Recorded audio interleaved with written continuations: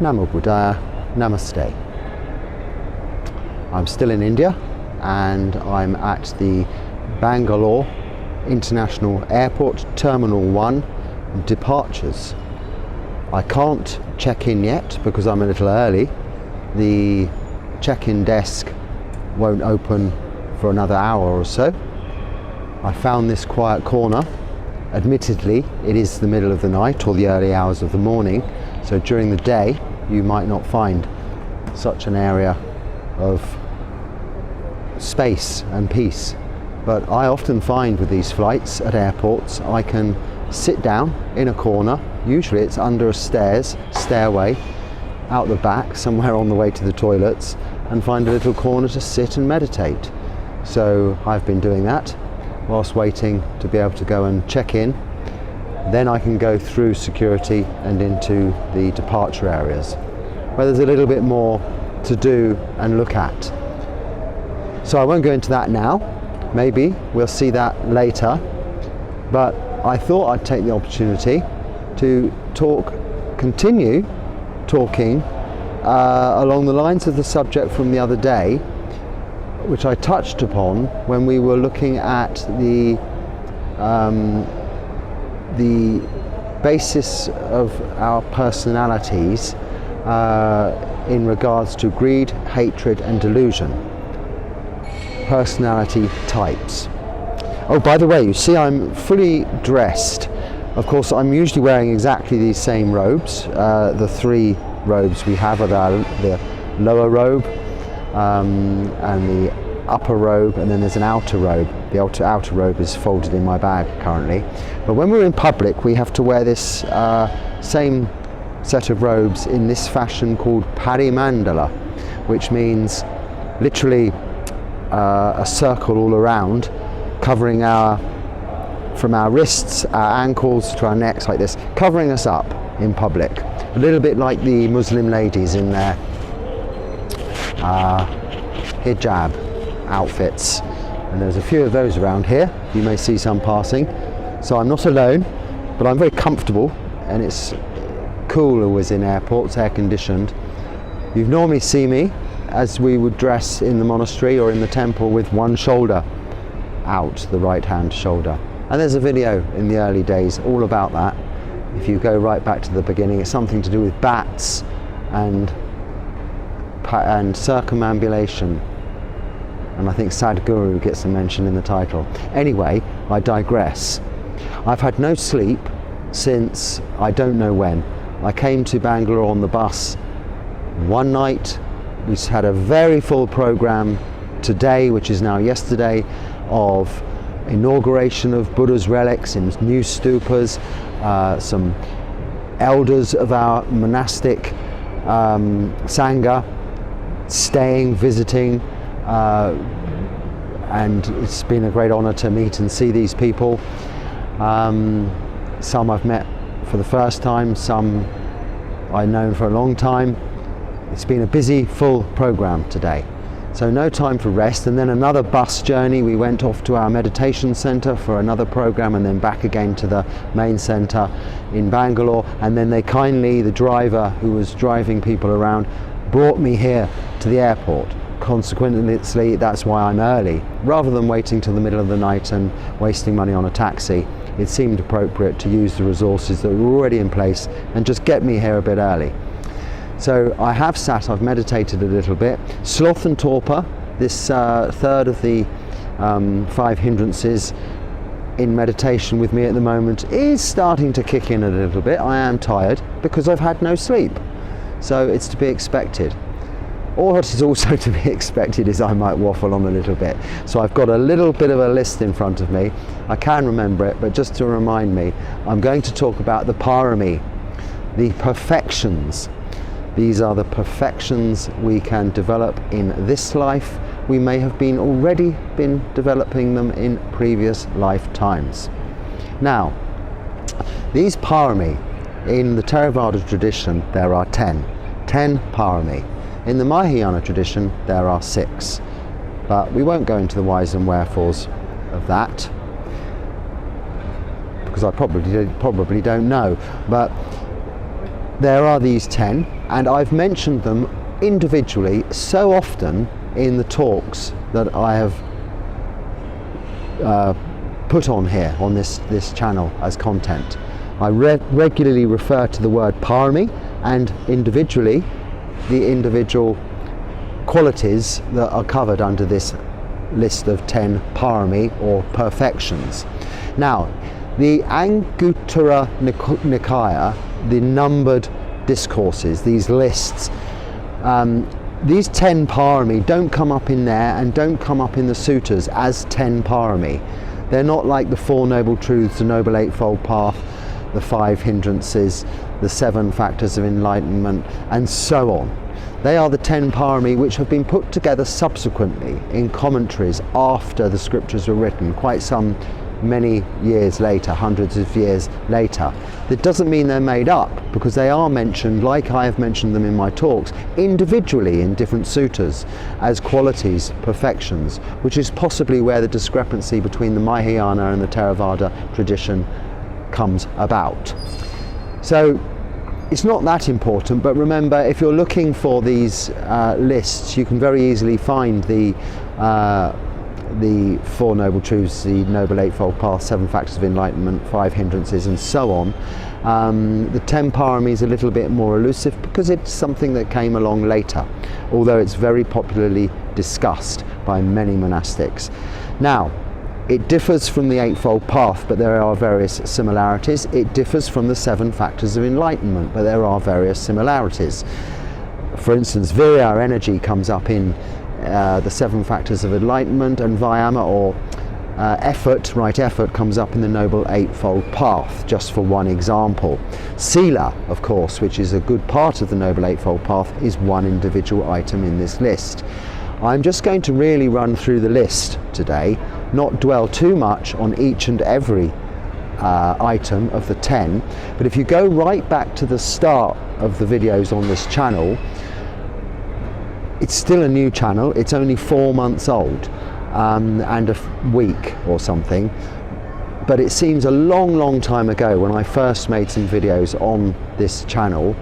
And I made a series of relatively short videos of about, I don't know, 10-15 minutes each. There were 10, or there were 11. One was an introduction.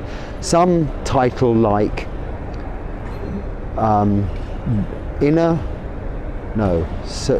Success, Wealth, Inner Health, something like this. I can't remember exactly. I should have looked it up before I spoke. But if you go back, it doesn't mention the PÄRAMIs, but each one of those 10, they're numbered part 1 to 11. If you find those, or just search inner wealth, inner health, or something like that, wealth, health, will find it on this channel. Each one is my description in more detail of each of these PÄRAMI, but I don't actually say it's about that PÄRAMI. I was being a little bit more vague in what I was talking about, being more all in, or covering, I don't know, covering all bases. See, I'm very tired. So let's get on with this list. 10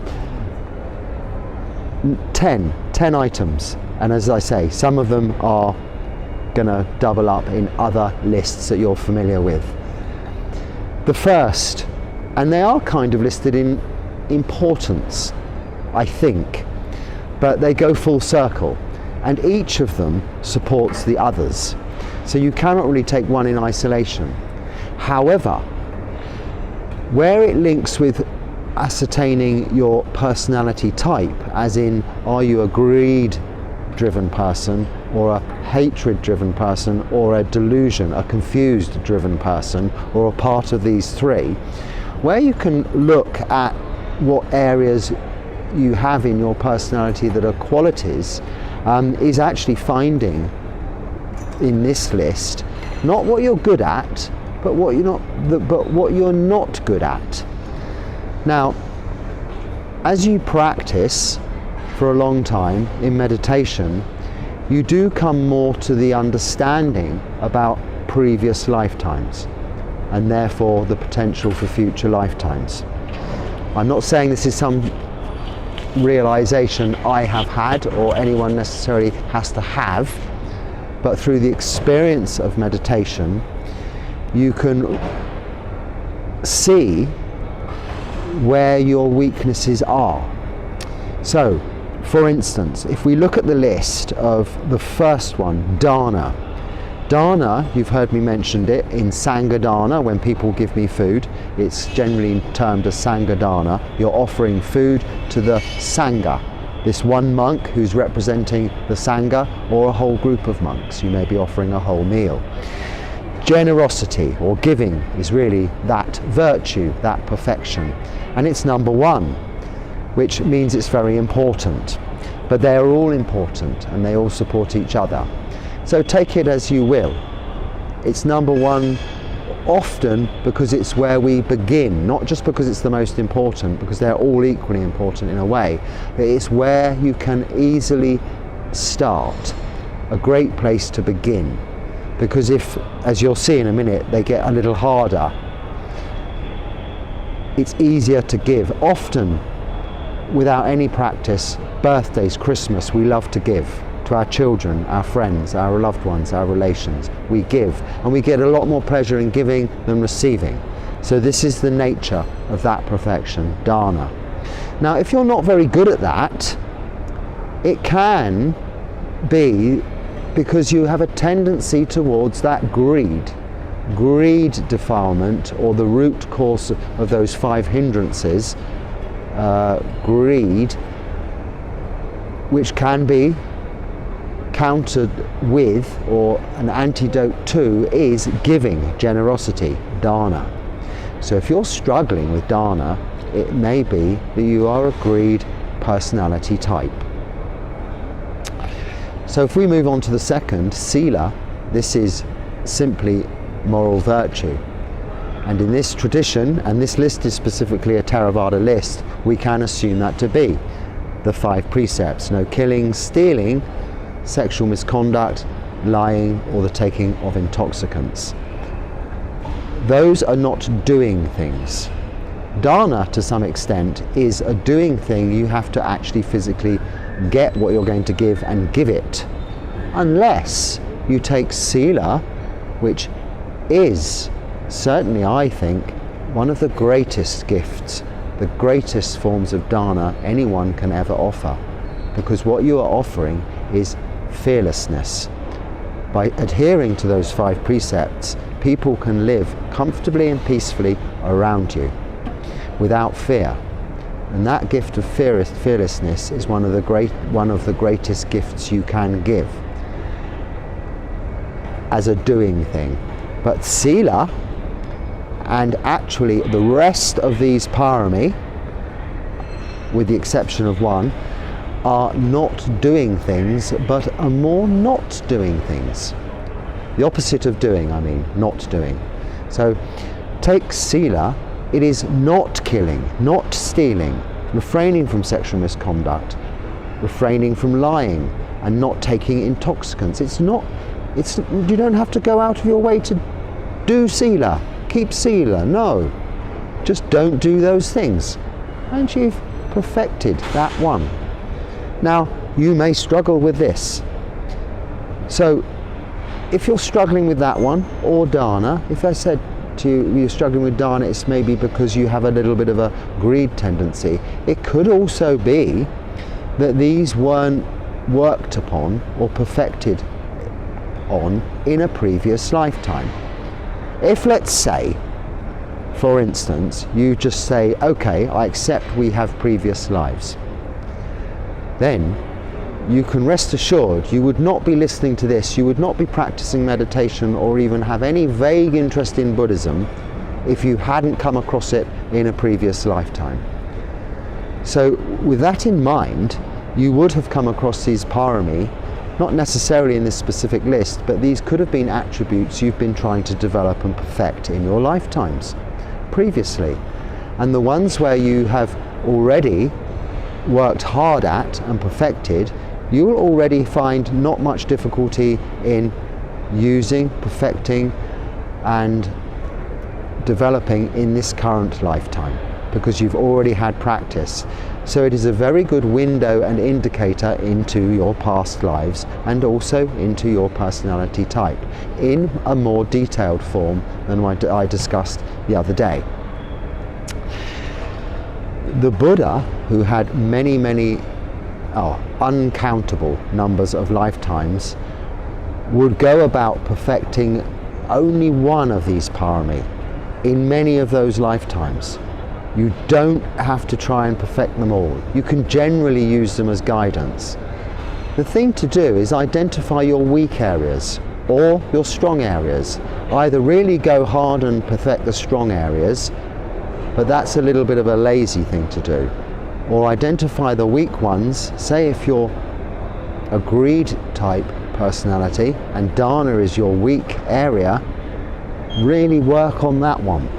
Say to yourself, I will make the determination this year, my New Year's resolution can be, I will do more dana, more giving, more generosity.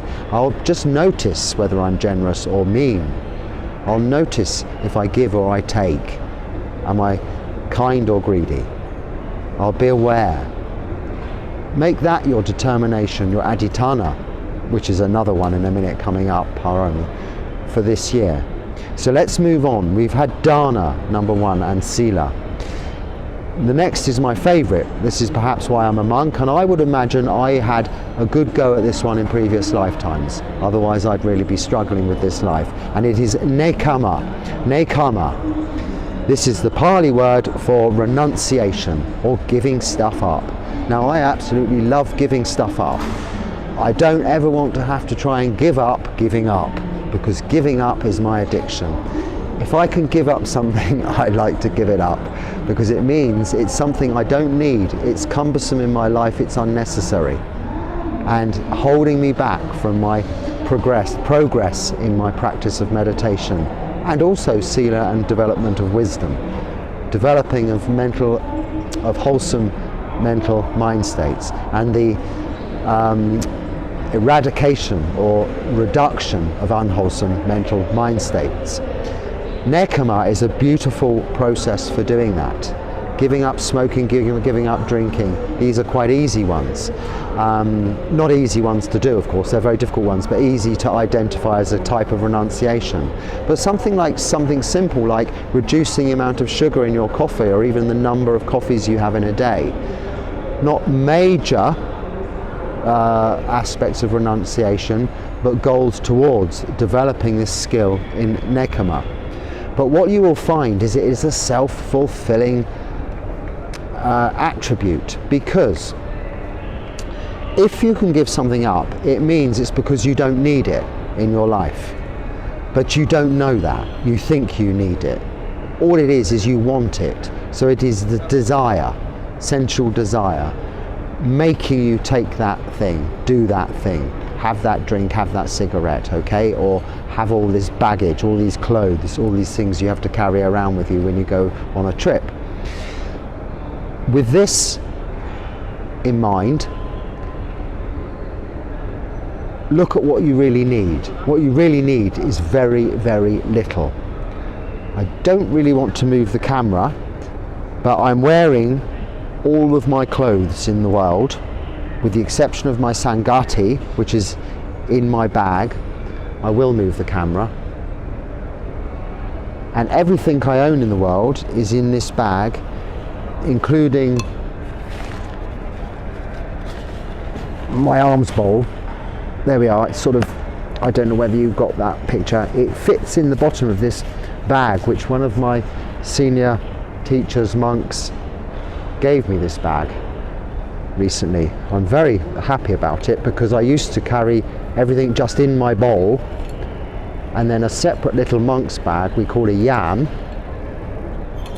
for some bits and bobs like your passport and this phone and anything like that.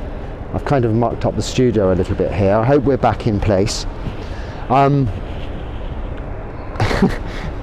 Now, why it's self-fulfilling, this nekkhamma, this renunciation. Oh, I have got myself in a pickle now, haven't I? You find out through this practice of nekama, I like the word too, renunciation, giving stuff up, you find out quite quickly that you didn't need it. And what does that have the effect of? It has the direct effect of liberation, a feeling of freedom. Wow, I've been carrying that suitcase full of clothes around with me for travel after travels after travels. Now I don't carry, this is a bad example because everybody needs their clothes, but monks don't. But think of something else. The fact is you've managed to go somewhere without it gives you this sense of freedom. Now, each and every time, and I've told you about this before, I leave my kuti or wherever I've been staying, even if it's for a day to go to Bangalore and I'll be returning the same day or that night, or whether it's for however long to go to another country, as I'm doing now, I take exactly this with me, the same. I've got a little bit more this time because this time I have an extra phone and a power bank and a little standy thing to put this on. This is to make this easier for me to do. And that's not much extra to carry. Oh, and this microphone. We've been through a couple of those, haven't we? But other than that, there's nothing else for me to think about. So each time I leave that place, my dwelling place, I clean it and I leave the doors and the windows open if it's safe to do so, so it's aired and fresh, and I leave it as if I'm never to return. Now, I plan to return to my kuti back the other side, you know, wherever I am, 700-800 kilometers away from here anyway, on the coast, and but I don't know that I will. This plane I'm on might crash. The bus to get here might have crashed, and I won't be going back there. So I leave it with that, always that in mind, that I'll never return. And each time I walk up the road with just this bag, or whether it was just my bowl and my monk's bag over my shoulder, a yam with my couple of extra bits that don't fit in my bowl. Oh, the other thing is my bathing cloth, which is just a second lower robe really. It's a practical thing. And my sangati that can be over your shoulder, but it's quite heavy and quite hot in these hot countries. Nice when you're in the cold places, keeps you warm like a scarf. And it's also our overcoat, but it's a double thickness version of this, so it's quite a cumbersome thing on your shoulder. So it's nice to have it in the bag, and it doesn't fit well into the bowl. So I've gone on quite a lot, I've waffled, but I've got plenty of time, and you can always stop the video and watch it in 2 parts. Maybe I should download it in 2 parts, I don't know. I'll leave that to you. Anyway, nekama. Why is self-fulfilling? You get this wonderful feeling of liberation, freedom. You give up smoking. Once you've cracked it, you feel so free. You don't have to worry about going outside of the place to smoke and finding places to smoke, or finding the money to pay for all of this.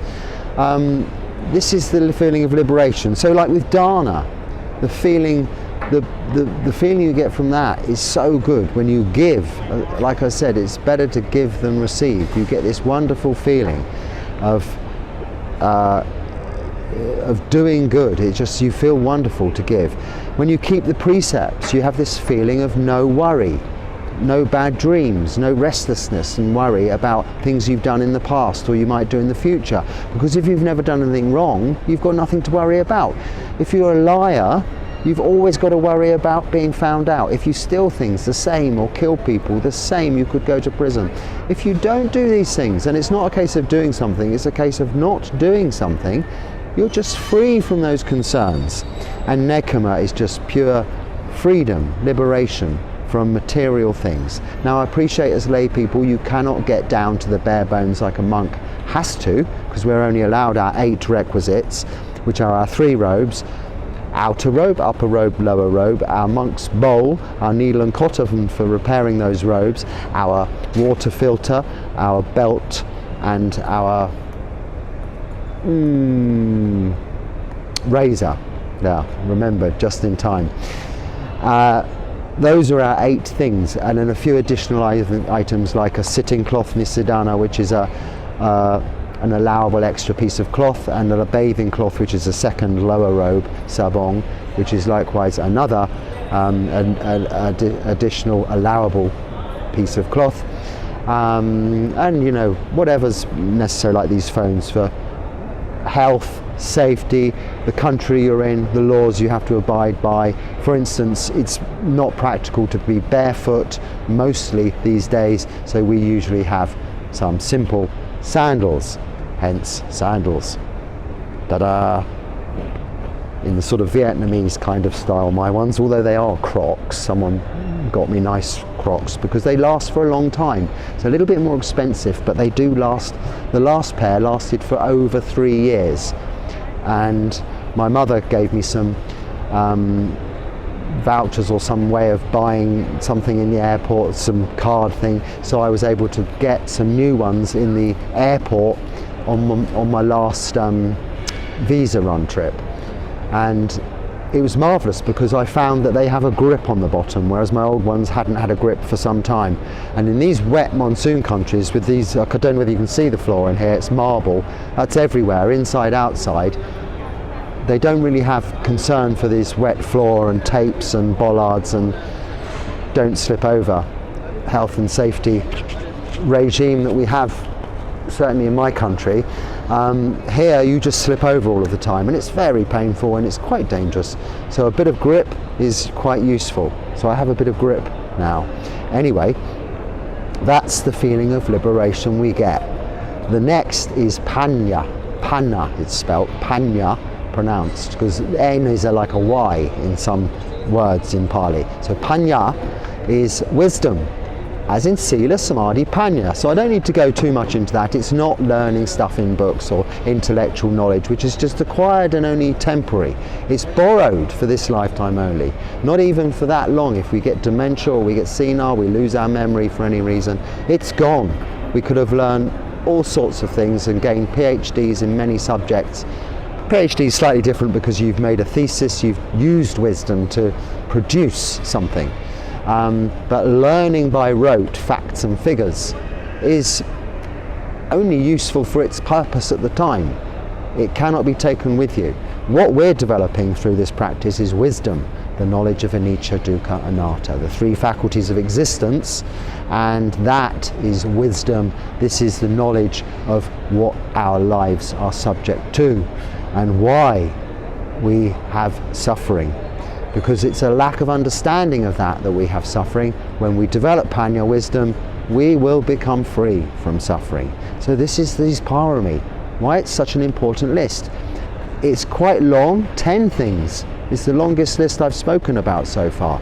But it's 10 very important areas for consideration. But take just one at a time. One each year for 10 years, or one each lifetime for 10 lifetimes. Up to you. Or you could just one a week, one a day, and just analyze them, think about them. If they come into your mind, it's useful. You can Wikipedia, Google this, find the Wikipedia version, PARAMI, which is P-A-R-A-M-I. You don't need to worry about the accent, just P-A-R-A-M-I. It comes up very quickly in put 10 PARAMI, comes up very quickly in Google.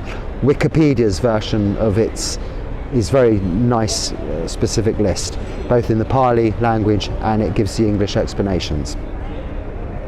On to the next one. We know what wisdom is, and it's not looking things up on Wikipedia all the time, although that is, I would say, a very good source. That and Sutta Central for anything you need to know about the suttas. You would have heard that mentioned in other Buddhist forums and Buddhist channels and things. Any problems finding any of those things, then drop me a note on the comments or an email, and I'll try and, I'm not very good at this, but I'll try and send you a link, or however you do that sort of thing, point you in the right direction anyway. Wikipedia and Sutta Central, well, what more do you need? We're so fortunate in this day and age. I mean, we've got, I think one of my teachers today said there's something like 342 books in the Tripitaka or something like that. So, well, that's a lot of books, all on your mobile phone. It's all there, and the rest of the stuff. Ignore the rest of the stuff, just concentrate on the Tripitaka, and then that's developing Panya. Okay, moving on to number 1, 2, 3, 4. Number 5, we're halfway through. Virya, energy, or in the Eightfold Path, Vayama, right, effort, Vayama. I might have got those the wrong way round. No, I'm sure Virya is energy, for sure it's energy. So Vayama must be effort. Effort, energy, the same. I like to think of it as enthusiasm. This is for this practice. More applicably than anything. It's in this list of 10 PΑRAMI. So yeah, we could have lots of energy for all sorts of unwholesome things, as well as determinations for all sorts of unwholesome things, and mindfulness for unwholesome things, like mindfulness for shooting creatures, hunting. You've got to be very mindful to do that. That's not right. It's not samadhi, samasati. It's not right. It's the opposite, wrong or not good. So less wholesome. Virya, energy, is really the enthusiasm for this practice. Now it also comes up in the as the antidote to the third of the 5 hindrances. It comes up in the 7 factors of enlightenment. It comes up all over the place, because without energy, without enthusiasm, if you have enthusiasm, you'll have energy. If you wake up on Christmas Day morning, think of it as when you're a child, maybe it's not so much as you get older, or on your birthday, or on the day you start a new fun thing, and you're going on holiday. You wake up so early in the morning, so full of wake, you might not have even slept much the night before. Why? Because you're enthusiastic about the day ahead. You will have that energy. And you will have it every day if you perfect all these PARAMI. Just if you practice Sila Samadhi Panya, the Noble Eightfold Path, you will have that energy, Virya. Even if you're tired. I've got energy now because I've got the opportunity to talk about this to you. If I just continue to sit meditating, as I have done for the last 2 hours, yes, I've been here that long, I might have just dozed off. And I have missed planes before, doing exactly that, in exactly this kind of position, sitting exactly like this, in an airport, in meditation. It wasn't samadhi, it was fast asleep, but sitting upright. And that's not good when you miss that last call. But that was Emirates or Qantas, and they were very good. They put me on the next flight and even upgraded me. So it was no bad thing. That might not happen in this country, in this airport though. That was in the Arabian states, that was Emirates, so that would have been going to Thailand from England, halfway there when I changed. And I'm going to Thailand now, and it's a much shorter flight this time, only 4 hours. Anyway, I've got lots of energy because of this, because I'm enthusiastic about going on Tudong in Thailand. I haven't slept for, I've lost count now, probably at least 24, maybe 36 hours. So therefore, I should be tired, but no, I've got energy. Saying that, right energy, yeah, the energy, the enthusiasm there, it may be coming out a little bit like, I don't know, is he drunk or something? Of course I'm not, I keep the 5 precepts, but I'm gabbling on a little bit. You do when you have a lot of enthusiasm for something, and of course also if you're tired. This is why it's important when we want to meditate correctly, so Sama Samadhi, not to be tired. Have enough sleep for meditation. Don't ignore that sloth and torpor. If it's because of a lack of sleep, have sleep, get rest, and then you will be able to develop right samadhi, which is wide awakeness. Okay, stillness, motionless, no physical, no mental interruption, the 5 hindrances abandoned into the jhanas. But you're not asleep, you're awake. The Buddha means awakened one. You awaken, you become enlightened. This requires virya, enthusiasm. Next, number 6, we're moving through quickly now. Khanti, patience, sometimes called patient endurance. Patience with this practice, but most importantly, if it's with this practice, patience with yourself. Be kind to yourself. If you muck up, if you break a sila, determine not to do it again. Don't punish yourself, leave it in the past, and think forward, I won't do it in the future. There's kind of a queue building towards my right now, but I think I'm still in an okay place. If I have to move, I'll just move. I'll have to have patience with that in everything we do. Patience, and in terms of patient endurance, if the mosquitoes keep biting, then to some extent the practice of enduring that is developing your powers of endurance and therefore patience. Patience with something you have to put up with. This then, when something that's less irritating, you are more able to very easily let it pass, and you come across as a kinder person only to others and to yourself. You are a kinder person. So this is the importance of patience.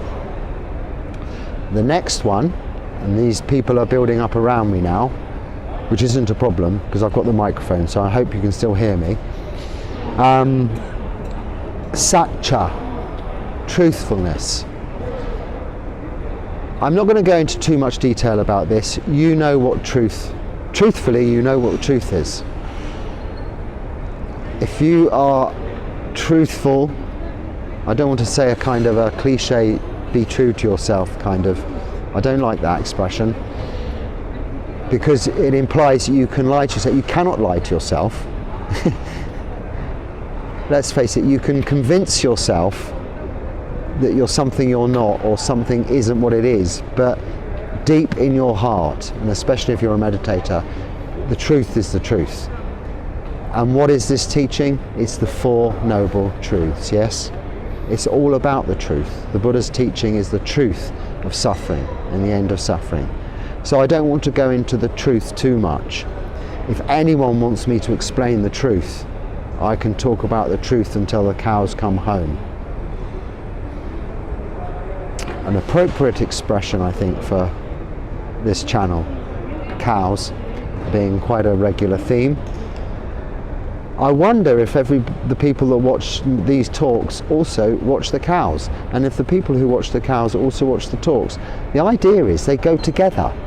That's the point, because the cows are all about metta, and in the titles are subtle references to these PÂRAMI and some of the other lists we've come across. And I'll leave that for you to look back at those shorts and work it out. They do lead on to each other. There's a kind of method in my madness. I'm going to miss the cows. They're not something that wanders freely around Thailand, and I went round saying goodbye to all my cow friends, and I was a little disappointed in myself for having become quite attached, not to individual cows, but to them all, all of the cows in the whole of that place, because they're very loving and affectionate creatures. Well, they seem to be to me. You've seen them each and every day coming up, licking my hands and giving me these big wet nose kisses. I did learn you've got to really wash. If you do this, make sure you wash with water afterwards, because you come up in quite a rash. Their tongues are very rough, they're like sandpaper. It's not that, it's the bacteria and the collection of stuff on their tongues, and their saliva gives a little bit of a reaction on the skin. Nothing serious, but just a point. Don't do this at home kind of thing unless you are careful and wash. It's cleanliness, you know, in this world of these little spray things. We have them all around this place, that's for sure. Sorry, satcha, truth. I've digressed.